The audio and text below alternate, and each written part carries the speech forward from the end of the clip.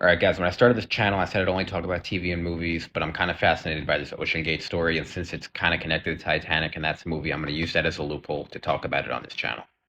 So, if you're not familiar with the story, essentially, OceanGate is a company that does deep sea exploration. They charge $250,000 to enter this vehicle, and they send people down to go view the Titanic. There's five people in there at a time, and five men who we now know are dead were thought to believe to be trapped at the bottom of the ocean in this vehicle. In my opinion, the reason this story got so big is really just a fear factor involved. It almost turned into really like a saw trap. Just imagining being trapped at the bottom of the ocean in this, dark, damp place with no way out, I think got really, really scary. And I think the more that kind of grew, that's really what blew this story up. Another reason this story got so big, in my opinion, is just the sheer stupidity and lack of safety protocols that went involved. This is the inside of the vehicle that they were in. You could see how cramped it is. Even for one person, there's not that much room. As you can see, there is only one button, the on-off button on the top right. Now, I am not an engineer, I'm not an expert, but if you've seen any submarine, you can already tell this looks off. There's a couple of touch screens. He's using a Logitech controller to control the submarine. So just right off the bat, this seems wonky.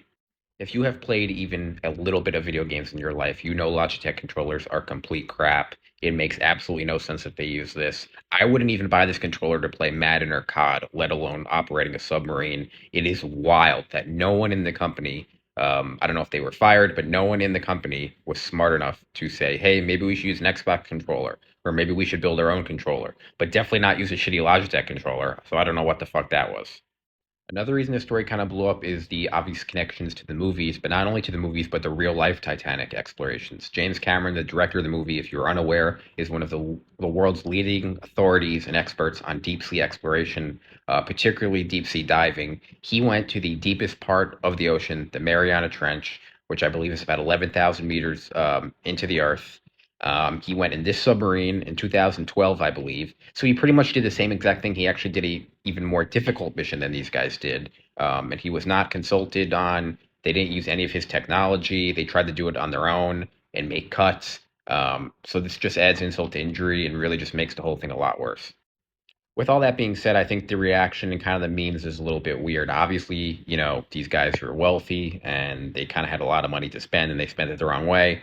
But again, I'm not going to make jokes about people dying. It's what they wanted to do. It was their passion. Everyone has their passion. Some are more dangerous than others. I think the bigger thing that we should talk about is just the safety protocols that weren't followed, and they should definitely be followed in the future and fixed. So let me know what you guys think in the comments. Thanks for watching, and I'll see you on the next one.